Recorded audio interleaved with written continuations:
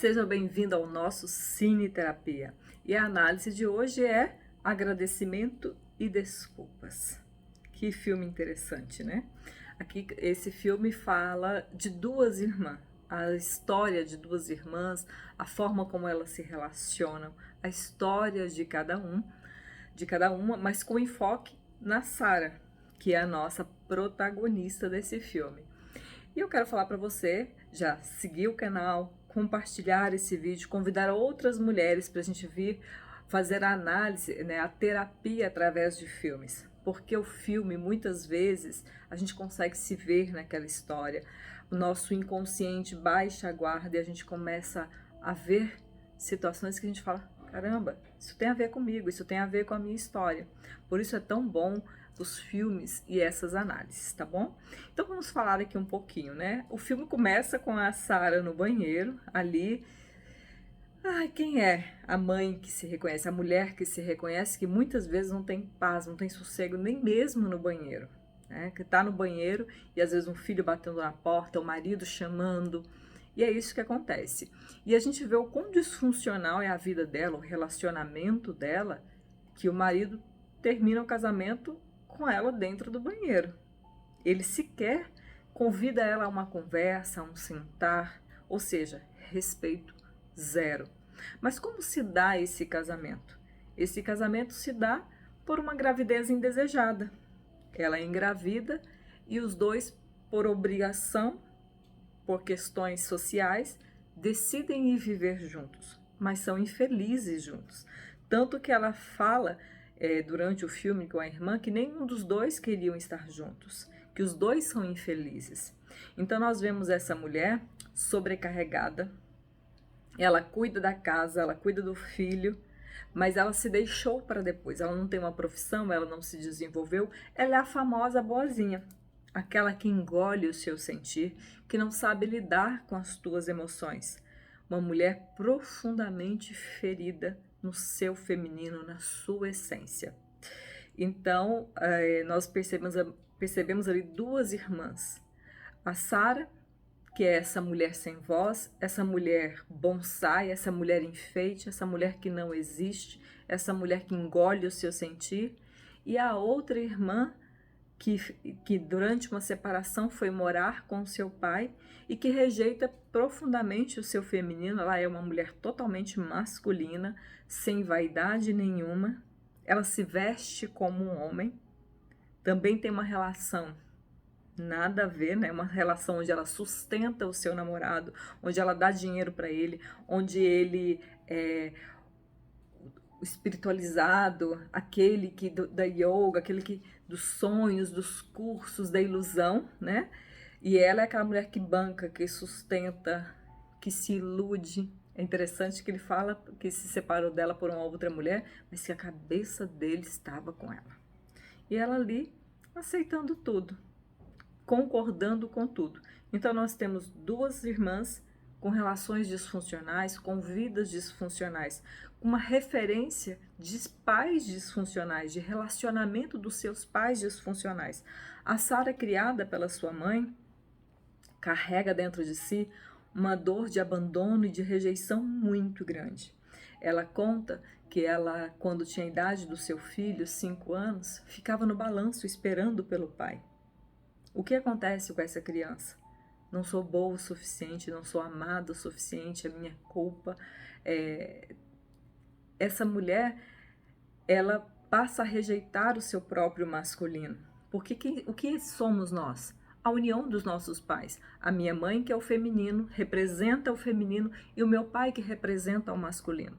Então, quando uma mulher tem essas mágoas profundas, essas dores profundas, no caso da Sarah, o que ela fez? Passou a rejeitar o seu pai, passou a carregar uma raiva, uma mágoa muito profunda. Então ela se desconecta do seu masculino e vive em busca de um masculino no seu marido, um cuidador, alguém que cuide, alguém que pague as contas, alguém que sustenta, alguém que resolva, alguém que decida. Como que a gente percebe isso? Porque como a sua mãe já é falecida, mas ela também fala com muito ressentimento, com muita mágoa da sua mãe. Essa mulher, ela fala mal da mãe, essa mulher que vivia com um homem alcoólatra, com um homem abusivo, naquela discussão ali com a irmã, onde ela admite ser igual ao pai, naquele momento ela fala muito mal da sua mãe. Você é igual à nossa mãe, né? Você é igual à nossa mãe, que tem uma relação tóxica, que tem uma relação abusiva. Então ela fala ali a forma como ela vê a mãe, a forma como ela vê e a forma como ela também vê o pai, um alcoólatra, um cara irresponsável, um cara que abandona a família. E a gente vê a forma como a sogra dela a trata, né? Que sogra, hein, gente? É aquela mulher também psicóloga, o tempo todo ela diz, eu sou psicóloga. O que ela está dizendo? Eu sei de tudo, eu sei. E com esse saber, ela diminui a nora. Ela fala que a nora não está... você não está de luto o suficiente, você não está sofrendo o suficiente, você não tem condições de cuidar do seu filho, agora está nascendo um outro filho e você não dá conta, você é uma incapaz. Ela não usa essas palavras, mas a forma como ela trata a nora, o quão invasiva ela é com essa nora, na casa dessa nora, o quanto ela diminui, o quanto ela desrespeita. Então tudo isso a gente percebe que se ela aceita isso, é porque isso é o normal na vida dela. Porque quando ela foi morar com o marido, ela aceitou se mudar para estar perto de uma família. Família essa que a diminui, a critica. E uma mulher só aceita ser abusada, ser criticada, ser diminuída, quando isso supostamente é o normal na vida dela. Então a boazinha é essa mulher que aceita a crítica, que aceita ser diminuída, humilhada, abusada, tá? Então ela acaba permitindo, só que a gente percebe o quanta raiva ela tem, o quão agressiva ela é, por baixo daquele verniz de quem engole tudo, de quem suporta tudo, né? A gente percebe ali que ela não lida com a emoção, ela foge do seu sentir, mas por baixo disso existe uma mulher extremamente violenta, agressiva, cheia de ódio, cheia de raiva, cheia de ressentimento, tanto que quando ela tem os acessos dela, quando ela permite sentir, o sentir dela é agressivo, é um sentir de violência, é um sentir de onde ela joga uma colher na sogra, onde ela bate na irmã, porque quando ela se deixa sentir, ela vai para uma violência, ela vai para um acessos de raiva, acessos de explosões, porque por não conseguir entrar em contato com esse sentir, admitir a raiva, tá? Então, deixa eu ver o que eu anotei aqui para vocês. Você percebe ali que ela não se permite sentir também quando a filha dela, o filho, pede para ela imitar o macaco. E ela vai. Ilete, mas naquele momento ela não tá pensando no filho. Sim, ela só existe ali naquela maternidade, naquele desejo de ser melhor que a mãe, na preocupação de dar conta, de entregar amor, de se fazer de perfeita, porque nós somos imperfeitos. Nós podemos sim sentir, mesmo que seja diante dos nossos filhos. Então ali ela engole todo o seu sentir, engole tudo que ela está sentindo, aquela raiva. Porque no fundo ela não sofre pela morte do marido. Porque o casamento dela já havia acabado há muito tempo. É interessante que ela vai dormir no sofá para não incomodá-lo. E ela em nenhum momento ela admite que o casamento estava falido. Ela faz de conta que ela era feliz. Não, eu dormia no sofá para não... porque eu mexia na cama, ela justifica, tá? O fato dela dormir no sofá e deixa o príncipe na cama, né? O filhinho da mamãe. Então você vê ali o quão disfuncional era o casamento dela também. E o quanto ela, na verdade, estava por conveniência. Ela era ali um bonsai, porque a boazinha ela é um bonsai, ela não tem identidade, ela não fala, ela não reclama, ela não sente, nada. De vez em quando ela tem uns ataques de raiva, tá? Você também percebe a invasão, a irmã invade a sua casa, a sogra invade a sua casa, a casa dela parece a casa da mãe Joana, né? Todo mundo chega, todo mundo bate na porta, todo mundo entra, todo mundo sai, em nenhum momento alguém olha para ela como se ela existisse. Como você está? Você acabou de se perder seu marido, você tem um bebê a caminho.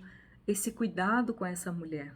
A boazinha tem muito disso, né? Ela se sacrifica demais, se doa demais, se anula demais, faz demais e recebe de menos, tá?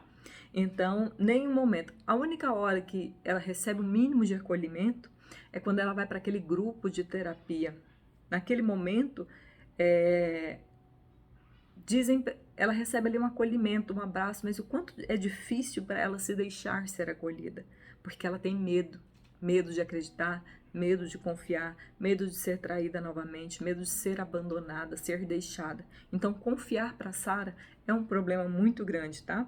A mãe mentia para ela, né, que ela pensa que ela é alérgica a cachorro, que ela, então ela começa a acreditar em coisas que não são reais, porque ela ainda não se permitiu se conhecer, se descobrir o que eu gosto. De fato, eu sou alérgica a cachorro, de fato, eu não gosto disso, de fato. Então, ela vive as mentiras contadas para ela até hoje. Ela ainda não sabe quem ela é, o que ela gosta.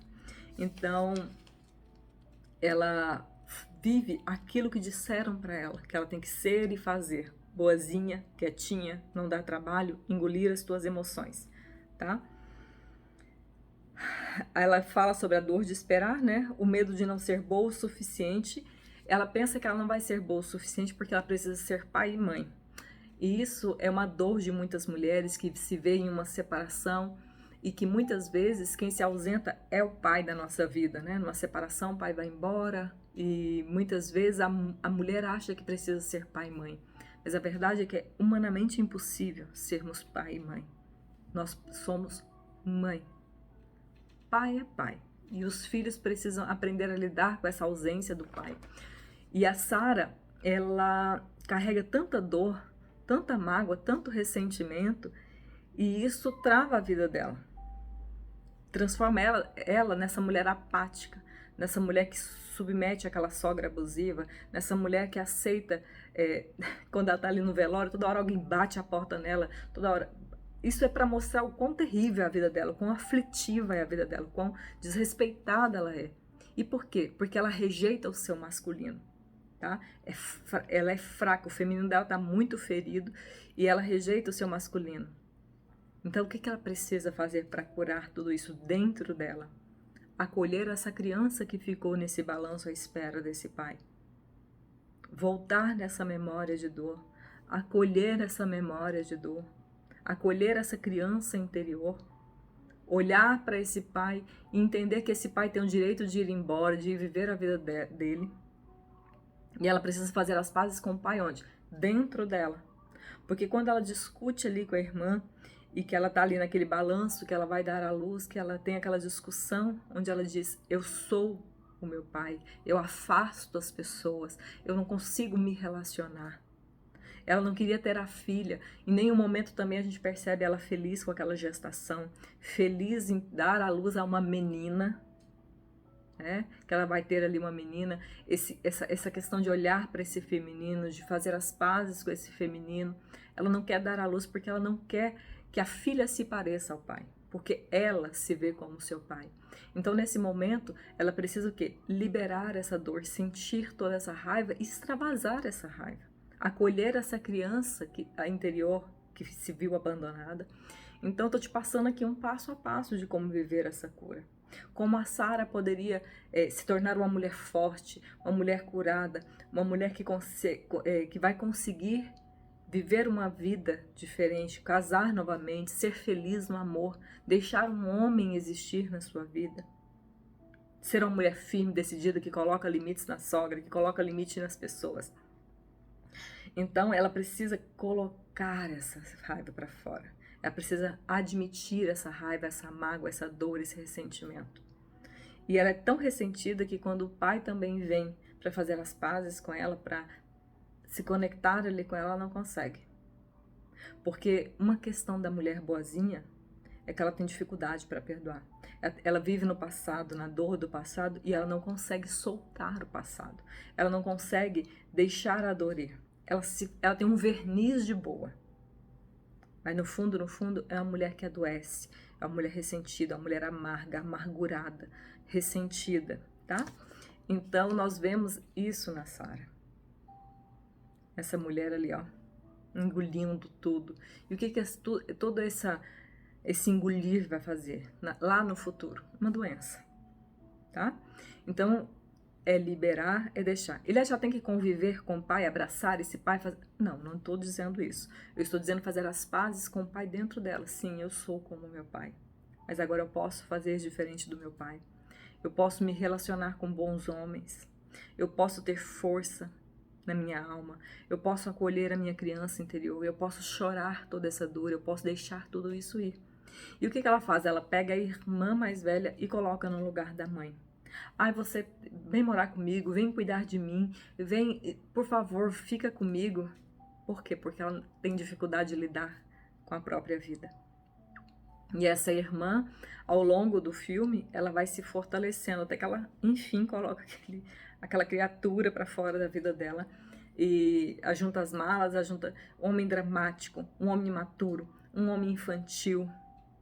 Porque é assim que mulheres com seu feminino ferido, mulheres emocionalmente feridas, se relacionam. Com homens ausentes, com homens abusivos, com homens imaturos, com homens infantis. Quer ter um bom relacionamento? Quer casar? Quer ser uma mulher forte, uma mulher realmente empoderada de si? Faça as pazes com a sua história. Faça as pazes com os teus pais dentro de você. Tá? Então, vamos liberar as raivas, as mágoas. Esse é o meu convite. Espero que você tenha gostado desse filme e que você olhe para a sua própria história. É hora de deixar ir, para que você tenha espaço para viver algo novo.